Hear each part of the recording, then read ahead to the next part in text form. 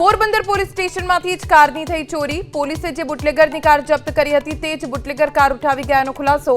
યુવક કાર લઈને જતો સીસીટીવીમાં કેદ।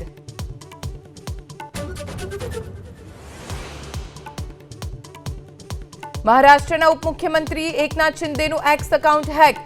હેકરે પાકિસ્તાન અને તુર્કીના ઝંડા સાથે લખ્યું લખાણ।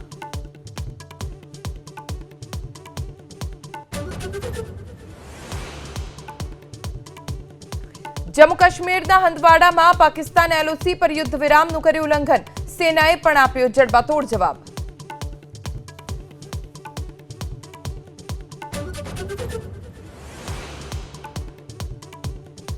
ગાંધીનગરના શેરથા ગામમાં સ્થાનિકોએ માંડ્યો મોરચો।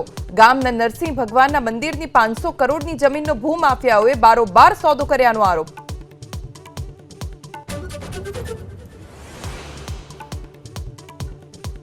લંડનના હિથ્રો એરપોર્ટ પર સાયબર એટેક। દિલ્હી એરપોર્ટથી આવતી જતી યુરોપની ફ્લાઇટ્સમાં પડ્યો વિક્ષેપ। હજારો યાત્રીઓને અસુવિધા વેઠવી પડી।